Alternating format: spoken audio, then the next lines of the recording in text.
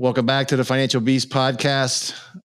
I am your BFFF. That means your best financial friend forever. And of course, this is the where we talk about showing practice owners how to harness the power of their practice, build wealth, and go out at the top of their game. And I'm very happy to have a return guest back to the podcast. And that return guest, of course, is Mr. Michael Nula. Thank you. Thank you, Eric. Of Nula Training Systems. And I'm bringing him on here, number one, because he has a very,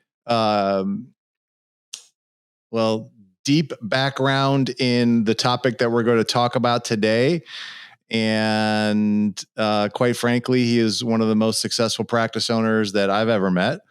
And he's got a very unique viewpoint. And I think we're going to really just dig into this topic of profit and practice profits as we go along. But Michael, as usual, thank you very much for being on the show with me today.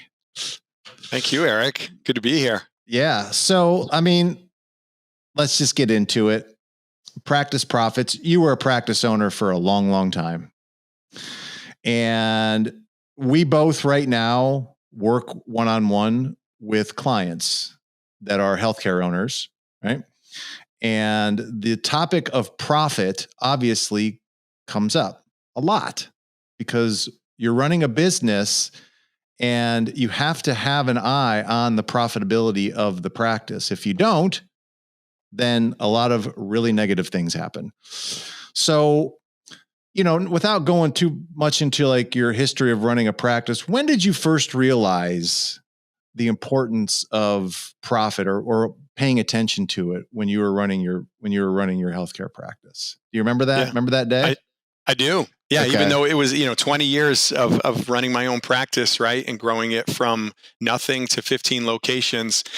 It was in the first year, it's running a payroll and realizing, oh, wow, need to make sure that I have enough to float payroll, right? And the first time you feel that little pinch, when you have a few team members, that's usually the moment where you feel it. And for me, it was at the end of year one.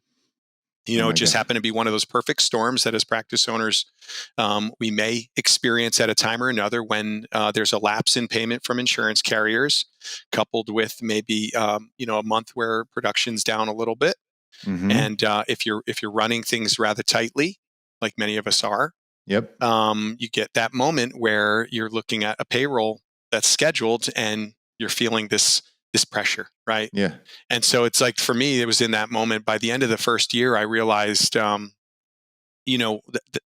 clearly the different hats we wear as a practice owner. And there's that one as that owner investor where you realize like this thing needs to also generate a surplus for a variety of ways. So we'll probably get into that today. I love that, generating a surplus, because I think that's the well, look, and I get it. Most healthcare practitioners got into the ownership phase because obviously you wanted to be able to run your own ship. You wanted to practice how you wanted to practice.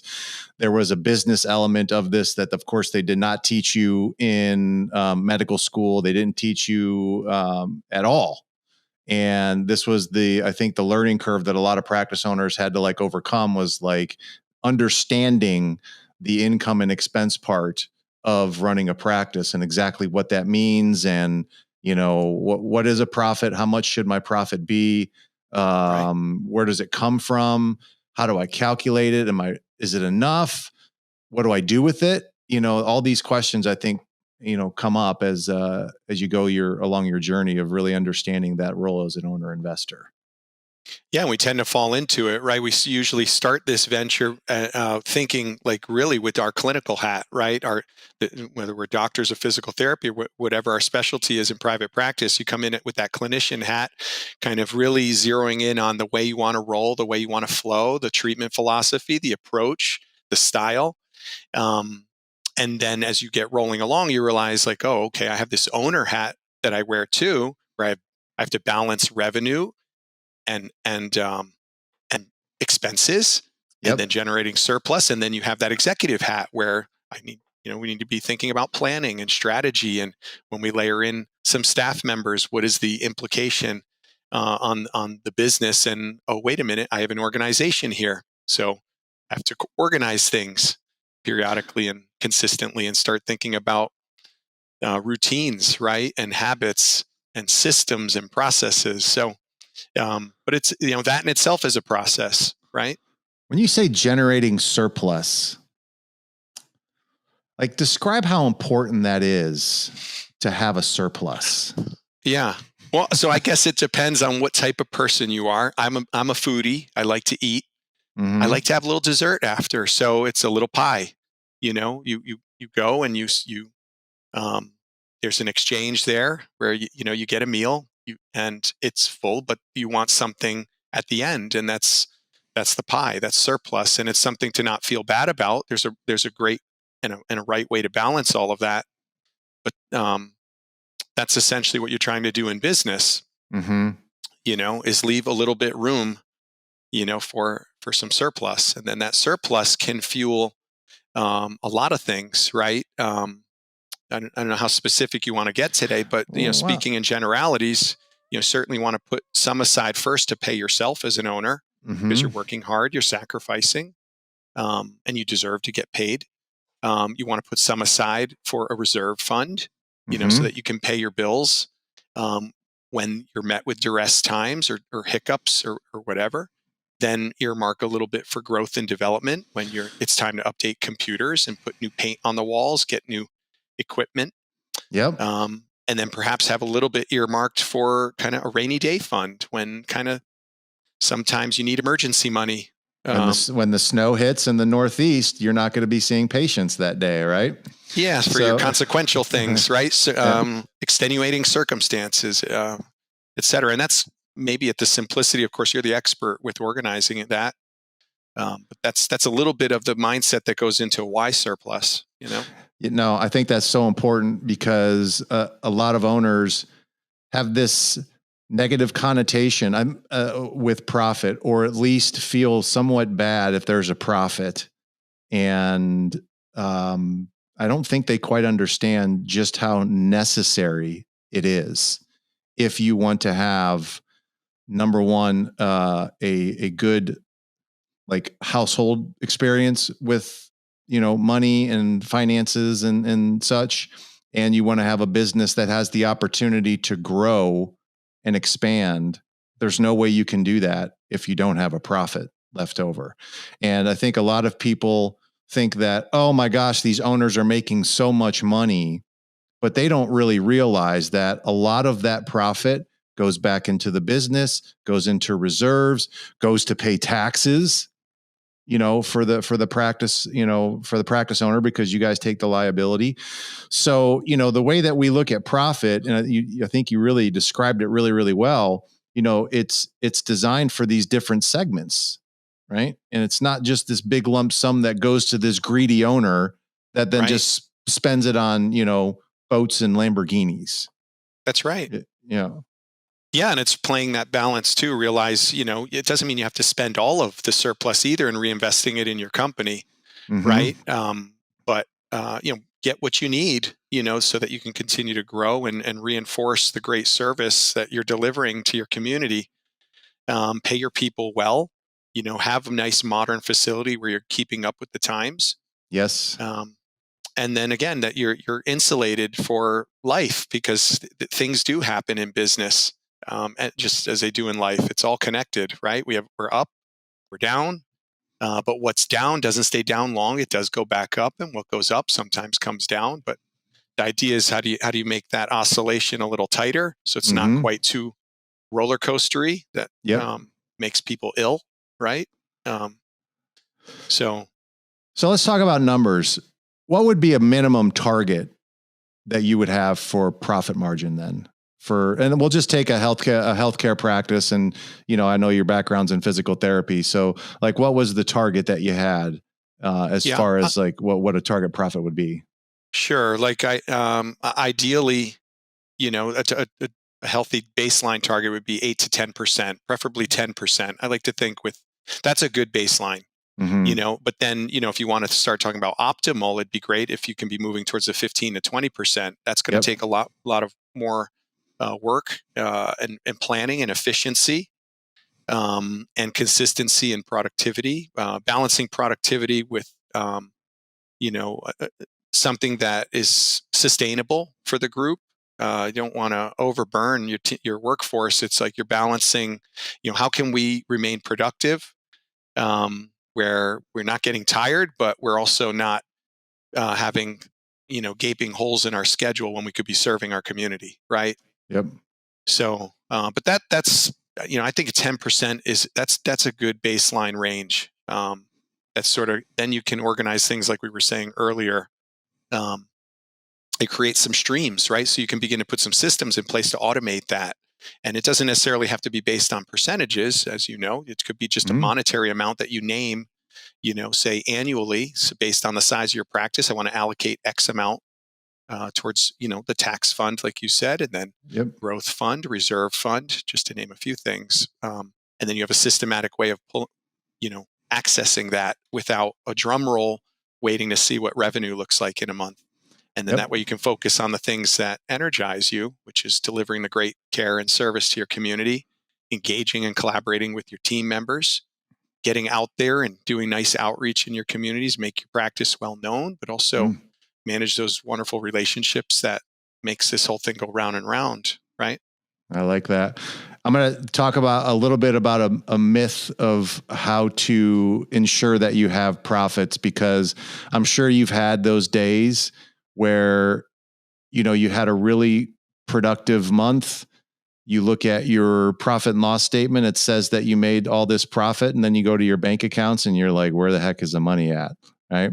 And I think every practice owner has had one of those days. And I think one of the things that you have to understand when it comes to your profits is that it's dangerous just to kind of think that they're just going to appear at the end of the month, like they're just going to be there. Right. And it's really important to make sure we're planning to have profit. And I'll explain, I think, what I mean by that. But that you've seen that, I'm sure, before, right? In running your practice, you've had those months. Yeah. Yeah. And that's to your point, the importance of planning, doing some projections, doing some estimates, so you can have a level of anticipation, which greatly reduces anxiety, right? Isn't anxiety really the result of, uncertainty and maybe a level of powerlessness, right? So if you can put some certainty by having some prediction, because you're planning, you're forecasting, right? Looking ahead, and then you're organizing some routines, that puts someone in a pretty good stable condition to look at things objectively, and then run their practice a little bit more objectively. Not saying that we have to be robots, but it does remove a lot of emotion when you start operating in that kind of space. Yes. Now, part of what I teach people to do is you have to treat your profit like an expense, right? And I think what we mean by that is not that it's like counted as an expense, but when I say an expense, like, you got to have payroll every 2 weeks, you got to pay the landlord, every month, and the money comes out of the account and it's treated like an expense, right? So I think the best way to ensure that you're going to have a profit is if you treat it like an expense, meaning that when you're doing your calculations for your make break number, you absolutely positively have to make sure that those, your payment to yourself, the reserve account, the tax account, the business expansion account, those are all accounted for when you're coming up with your make break number, so to speak. That's right. And it's been my contention that a lot of practice owners underestimate how much they actually need to make to live the life they want to live, because they're not calculating that number correctly. Did you ever get in a situation like that where you're just like, oh my God, I'm not factoring in these other things that I really need? That's right. Yeah. So that's why it's important to, each month sort of calibrate that and recalibrate that, right? Because the practice is it oscillates, right? It grows. Sometimes it contracts a little bit, then it grows again. So each month looking at what that break even number is, but factoring the break even for having that profitability that you're trying to organize in. And it's interesting because then we'll raise our urgency and we'll coordinate our actions hit that. Because that's the break even. That's what we need. It brings a level of necessity up, right? We need to pay our bills, right? And so if we start viewing that in that manner, it ensures that we're going to be coming back to that word, creating some surplus that is a healthy way to run a practice and the business, right? So you said two important things. Number one, you said you looked at it on a monthly basis. You almost recalculated it every single month. Every month, know what the target is. Like, where do we need to be? I mean, we do it in our household to cover our bills, right? So that we don't overdraft from our bank in writing checks or whatever manner we're paying our bills. So, it's just applying a similar methodology to the practice. Yes. And then you said, I think the most important thing was necessity. And, to me, like, how much did that drive you? Like that when you got the target, this is the number, this is what we actually need to bring in to make this organization run. Right. Yeah. Like how did that affect your, cause you pump people up. I know that you're really good with your staff. You wanted them to win, you put them in the positions to win, but that came from you, right? How did you get everyone else to buy into that necessity? Yeah, I think then that's the importance of prioritizing, because many times as practice owners, we're juggling a lot of things at once, and it can spread us thinly, right? And so messaging and our level of engagement with the team can sometimes, be sort of spread too. So if we're a bit streamlined in our priorities, that it's a clearer way for the team to track and sort of get wrapped around, right? And stay in that consistently, that we're championing certain priorities consistently from month to month, with some things just always being the priority, right? It's just like in sports too. I mean, to win, you have to score. You have to put points on the board. There's no winning if it still says 0. So I always make analogies with private practice. I feel like it's a sport. I believe there's points. There's a scoreboard that we want to keep the whole group engaged, to have visibility, to know what the score is.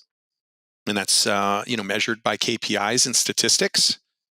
And if everyone's really on the same page about what are they, why are we measuring them, and what is it really supporting an overall purpose of, which hopefully is to champion great care, great service at a high quality level, enough that, we have patients that are patients for life. They're so loyal, they'll come back if they need us. They're referring friends and family. They're speaking highly of us in the community.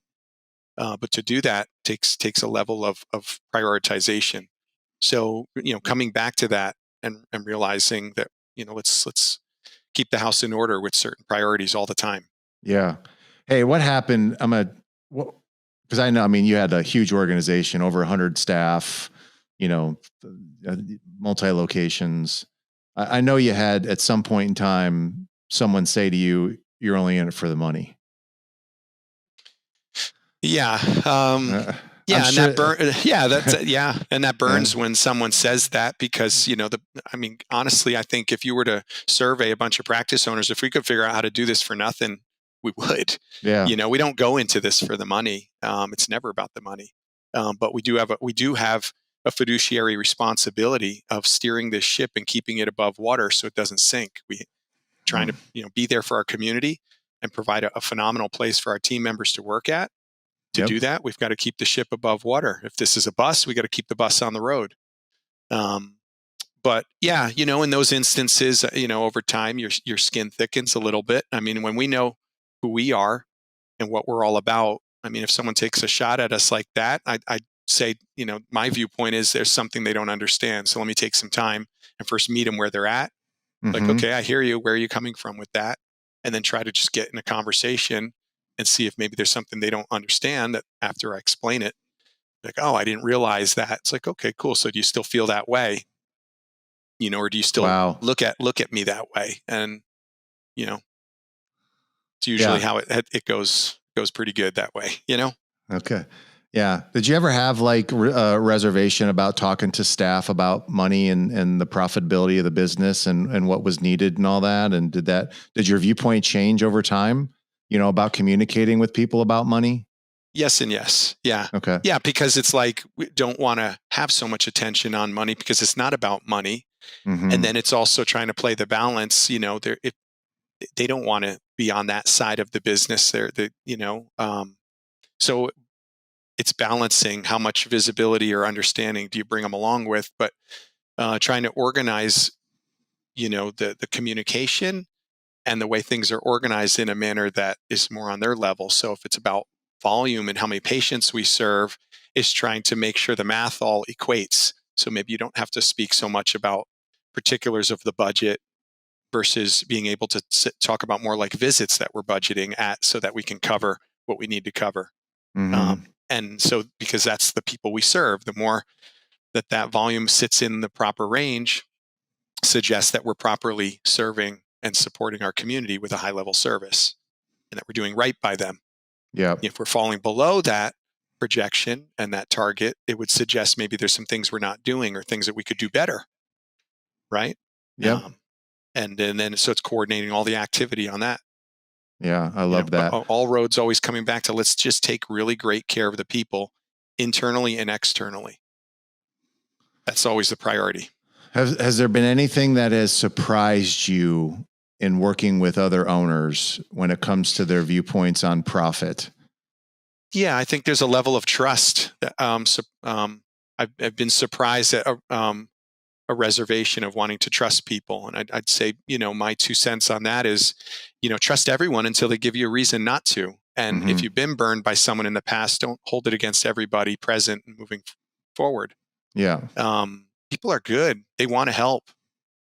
I see team members, they generally desire to help forward the practice. There's a level of pride. There's a level of like vested interest. They want to feel proud about the place they're working for. They have a voice that they want to share. They've got ideas. So keep organizing in a manner that welcomes all of that. So I've enjoyed, personally and learning from other practice owners what you learn when you have that kind of open and very safe kind of environment with the team. Yeah. I mean, some of the greatest breakthroughs and talk about going to new levels and new heights comes from the group, and then that just manages the energy of the practice too, among the group and for the owner or owners. Did you ever have like a consideration? Because I think there's a myth that, hey, the bigger the organization gets, the lower the profit margins is going to be, right? And that to me is wholeheartly untrue. I don't see why that would ever have to occur. But I've heard, and I know we've talked about this in the past. It's like, and because maybe you've gotten advice from, other financial professionals, whoever that would be. But maybe talk a little bit about that, because there's no reason why you shouldn't be able to continue to have a healthy profit margin, regardless of the volume that you're doing or how big that you're getting. I would agree. Yeah. And I'll acknowledge that idea is out there. And so I'm not saying at different inflection points in the growth of the practice that you don't see profitability kind of come down, but it's usually indicative of like there's some evolution, there's some adaptation, some changes that need to occur to then get back on the trajectory that you were on, that sort of level, that playing field, so to speak. If you are trying to play with that 10% profitability target, it's just making some tweaks. So, but it's not agreeing with that mindset, right? And because in doing so, it also you've decided to put a ceiling on the growth of your practice, which ultimately limits the impact you can have through the community. You want to help more people with your great service and your great treatment approach, right? So, well, not only that, but I got to think that when you saw those moments where the profitability wasn't as high, you as an owner, that had to have a drag on you personally.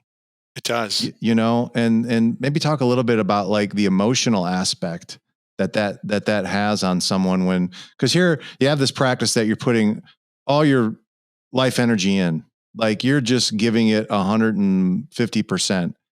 And then you look at the exchange for that and it's 2%.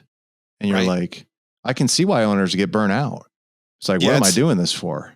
I know. It's deflating, especially if you don't know why, right? Like it's good to know certain, like sometimes there's an asterisk next to certain months or quarters or a year. Like if you went and reinvested a ton in your practice, like that might have an impact at the end of the year, what that profitability looks like, or if you had some circumstances. I know we had the Great Resignation a couple of years ago. I mean, when you look at historic and you benchmark across the country, that was the biggest turnover private practices experienced across the country. So if anyone's feeling like they were all alone during that storm, they weren't. Just like they Right. weren't alone when many practices really, in the early parts of the pandemic, saw their practices really kind of contracting a bit. But yeah, I mean, that's deflating. It's difficult to experience for sure. It's anxiety, it's stress. But it's kind of comes with the job and the responsibility level. What'd you do right? when you saw that? I mean, it depends on the different inflection points and where I was seasonally, like throughout 20 years, right? Like maybe in the earlier years, I especially was panicking. In the middle years, started getting a little bit more of able to keep a perspective about it. The later years sort of had plans built in, right? When we talk about that reserve fund and maybe a rainy day fund, we had a line of credit. There was like a little bit more insulation, right? A lot more kind of points to sort of insulate the practice. So it's like, okay, don't like this right now, but I've prepared of moments when we're blitzed. If this is like, again, going back to sports, but so that we can get up, dust ourselves off, look around. Are you good? You good? Yeah, we're good. Okay, great. So let's reset. Let's get on with this and move forward. Yeah, for sure. Right. Another thing that I want to go over, the importance of profit, has to do with the value of the business as well. Because even though a lot of practice owners maybe not thinking about exiting, they're not thinking about transitioning, they're going to at some point in time. And that profit margin, for, good or bad, the reality is that most of these practices are going to be valued based upon the profit margin of the practice.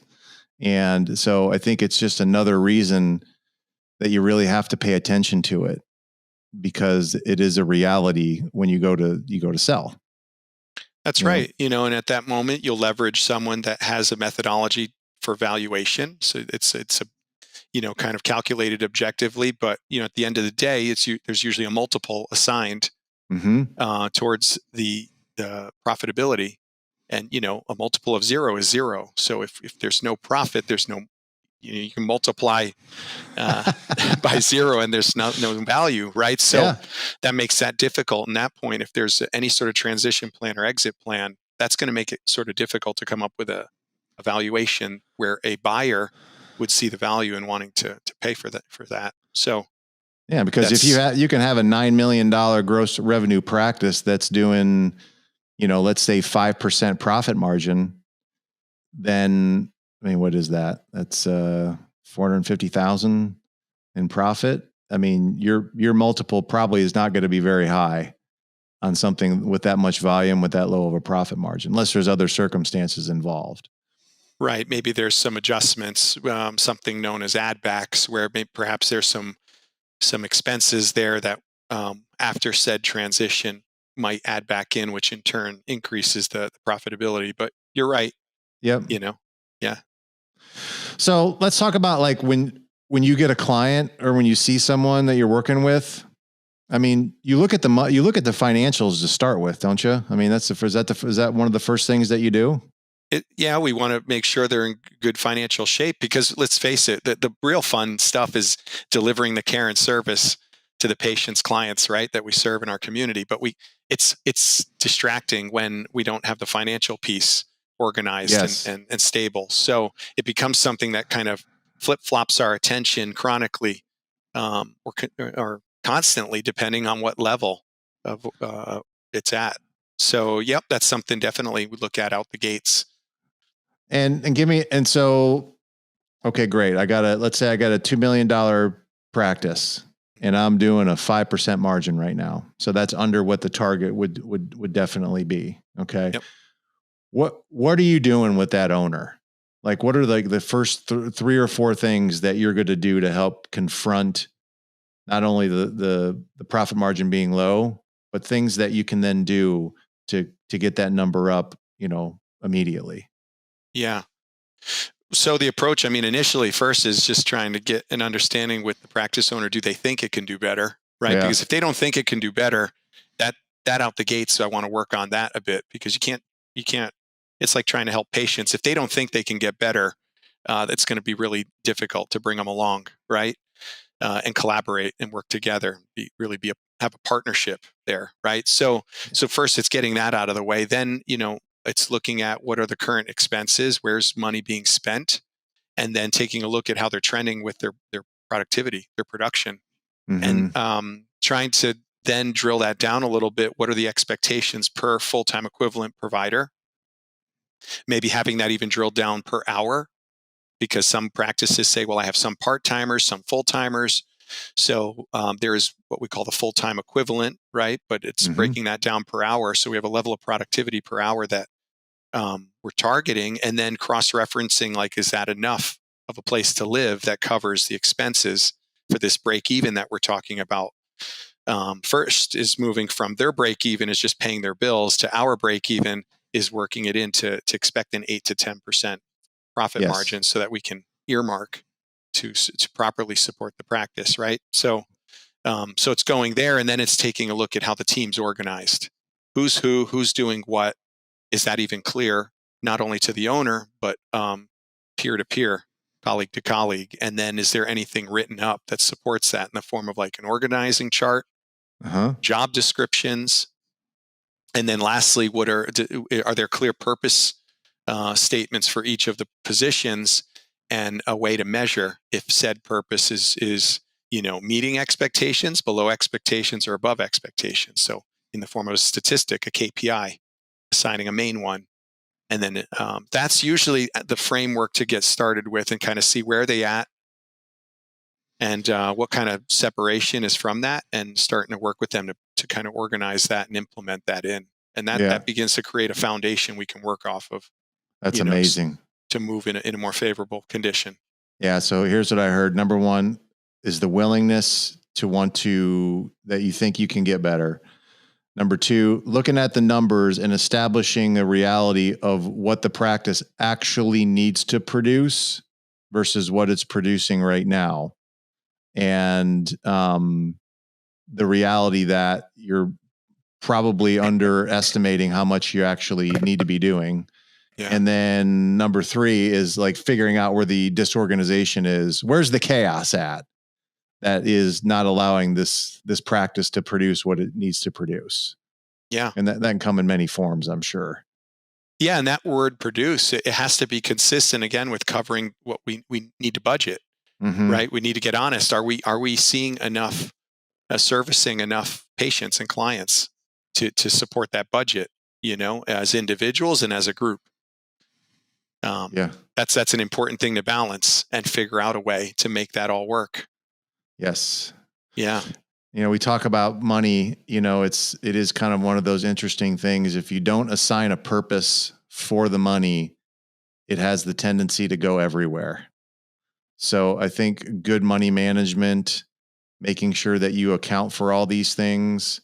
I know you looked at staff pay, you looked at, some of your overhead costs. Like, how did you break that down when you were running the organization? Like, this is the target I want for this. This is the target I want for this. Like, did you have that laid out pretty well? Yeah, that was something that I would routinely massage through the years. That got a little bit more sophisticated as the years went on. Yep. But the main expense line is that salary wages. I mean, that's what, if we're going to prioritize, that's where the eyeballs want to go each month, and managing that as it compares to the top line, right? The revenue. And of course, there's variability state to state and certainly industry to industry, but a healthy place to live is somewhere around that 55%. If we're going to generalize, I mean, that's give or take. I see some practices hanging around 50. I mean, that's incredible if they can do 50 to 52%. But I see some, I mean, they're just, because of the constraints they have in their state, it's creeping around that 58%.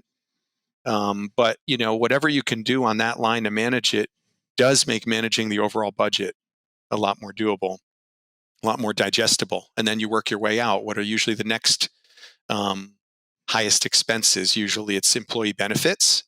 Yep. Somewhere lives in there.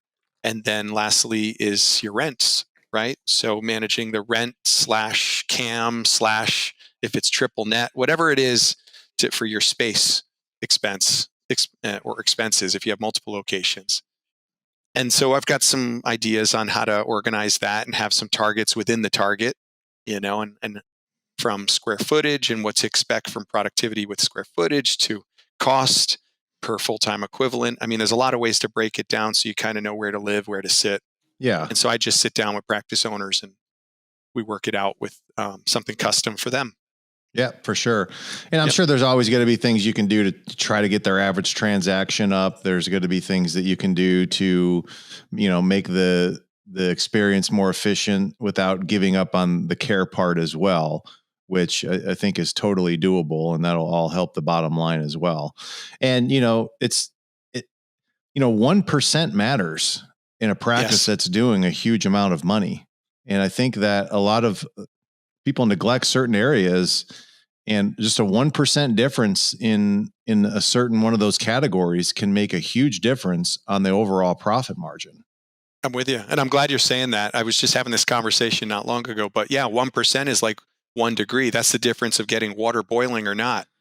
And also being a basketball enthusiast. I mean, that's the difference of maybe winning a game or not, is a game winning shot. So, 1 more percent is still 1 more, and it can have big impact. It can have big outcomes. So yeah, every percent counts for sure. Man, that is, that's a great analogy right there, isn't it? I love that. Anything else about profit? I think that we haven't covered yet. I just, to me, it's like one of these areas that so many practice owners tend to just think, well, I hope it's there. And, I think the big takeaway is that you definitely have to plan for it. You have to make sure. Oh, I know what I wanted to ask you. And this doesn't have to do too much with profit though, but in looking at your organization as an investment asset, right? Because, this was something that was very personal to you, but it also was an investment, your practice, right? Yeah. Mm-hmm. And, we talk a lot about the biggest expense that most practice owners have is money that they had the opportunity to make and they didn't for whatever reason. Maybe it was lack of organization or, not good marketing or whatever it was. But when you looked at your organization, were you always looking at, okay, I have this much space, I need to get this thing up to capacity? Like, was that a driving force for you? Like to maximize whatever locations that you were? It's like, I need to build these things up to a certain level. I mean, did you think about that much? Yeah. I mean, usually it was the growth that presented the attention and the opportunity to look at like whether we need to expand space or add space. And then with any sort of expansion, whether you're adding space or opening new space, the idea is, again, what do we need to do to get to that break even? Because once you're at that, like, you can settle into the game. That's where that necessity is. That's the priority. We have to cover the expense of this so that we can sustain this, and that it's not a liability on the entire practice. It just draws attention from what we really want to be doing. So that would organize a bit of the priorities for sure at times through the years,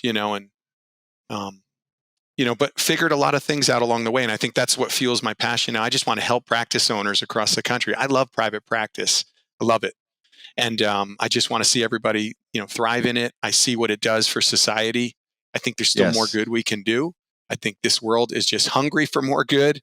So I'm just out there wanting to help people any way I can to find a way of organizing and creating, successful rhythms and routines. Because that's really how this all comes together, is finding a systematic way of just holding this all together and going through these kind of things that we're talking about today. Now, that being said, and you've heard the dark side of all this stuff, and I hear it too.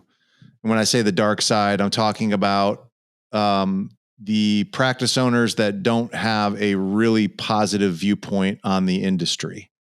right? They don't have a positive viewpoint that they think they're getting squeezed. Their reimbursements are getting low. Staff is hard to find. It's more expensive than ever to try to hire people. I mean, you heard all this stuff before. I know you have, Yeah. right? And they're real challenges. And these are 100% real challenges. So talk me through this. We're talking with some, imagine people are that are listening to this are like, that's me. I don't have a very positive viewpoint on the future of my industry. It's getting, to a point where I think just the corporates are going to take over everything. How do you navigate that? Wow. Yeah. I'd say we have to come up with a solution right now, but so let's solve world problems. Here we go, Eric. I mean, listen, times are always a changing, right? So we're in a state of evolution right now. There's no question about it. So it's an invitation to take a look at how we approach some things and see like, what could we update? We don't have to use the word change because sometimes it signals the sympathetic nervous system to start scanning for danger, and it puts us in a kind of fear, like, there's something fearful around the corner in front of us. But certainly, like the idea of where can we update, where can we make some tweaks, some adjustments to the way we've been approaching our game. Where are the opportunities? Because if you look at all the industries, these updates and adaptations are happening all around us. You can't go to a pharmacy, a supermarket, the airport without engaging with kiosks now and self-checkout. And there's a level of evolution happening in front of us. We are in a global economy bigger than ever. So what we're able to do with technology, what we're able to do to access support overseas, the game has broadened. That's provides more resources to running our practices today or business today. So it's the willingness to go learn, to keep staying engaged, to keep challenging the status quo, or else it gets kind of insane, right? You keep doing what you're doing, you keep getting what you're getting. So sometimes it's like, where could I maybe do a little bit differently? Where could I maybe, engage some people that have some different eyeballs and ideas that maybe I could, start thinking with, that again, start challenging some of the ways we've always done things sort of mindset. Yep. That can sometimes get in the way at a time like this, but it couldn't be a more better time than ever, though, to start to implement updates and adjustments because society's very used to it and accommodated to it right now. Like I said, just going into the supermarket, you see people of all ages, kind of comfortably checking themselves out, running their groceries through, people of all ages. Airport, the same thing, as they engage that kiosk and print their boarding pass. I mean, by the masses, they're doing it pretty seamlessly and figuring it out.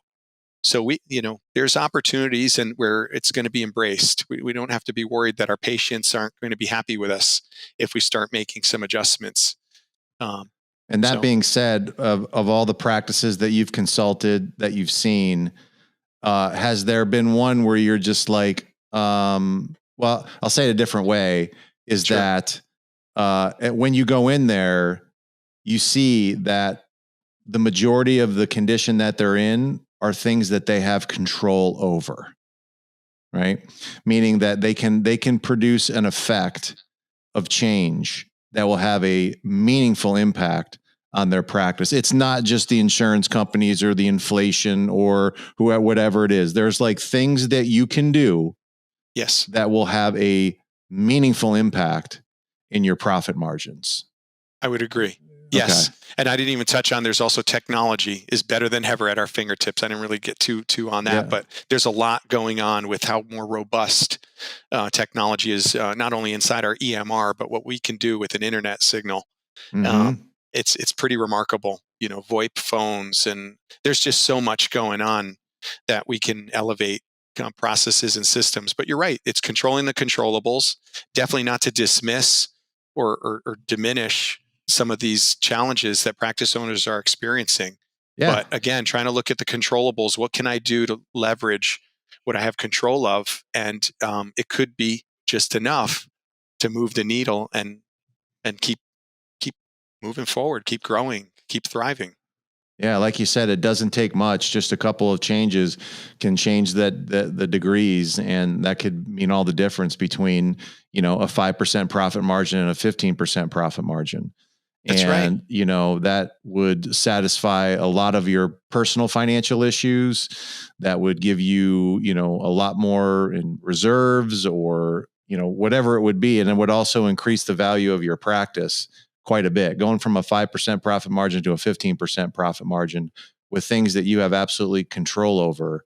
I think that should get people excited. Like, I can do this, Yes. so I can totally do this. Another thing, Eric, too, it's I think also when we come back to perspective, it's remember we're playing the long game. So a lot of times when we're making tweaks, adjustments, updates, etc., play the long game. But we're trying to find a cadence where this is an endurance sport as a private practice owner. Try to limit how many sprints you're doing. Because you scurry and you try to get something going where you're trying to move the needle fast. It's exhausting to keep operating at that speed. So, there are times where we have to sprint, but trying to make our MO more about like the endurance game, finding an even pace, engaging the group, and keep organizing and reorganizing as you go along. So there's a way of doing things and an approach to doing things that serves and supports the practice owner rather than, deplete the life out of a practice owner, Yeah, for sure. It's not, these things don't have to be done overnight, Right. so as not to overwhelm a practice owner, but you got to know when to sprint and when you're going to be the tortoise. And some things do take a little bit longer, and it's okay. And I think if you understand that and work with people that like kind of have been down that road, that would be super helpful for someone. Yep, I agree. So how can people connect with you, Mike? A few ways to connect with me. Probably the easiest way is just go to nulatrainingsystems.com and there's a contact page. Happy to schedule a discovery call and just have a casual conversation and see how we might be able to be a match and work together. But I'm also just available too. I love sharing and just making sure people are doing well out there. So they can also email me at mnula@nulatrainingsystems.com. I love it.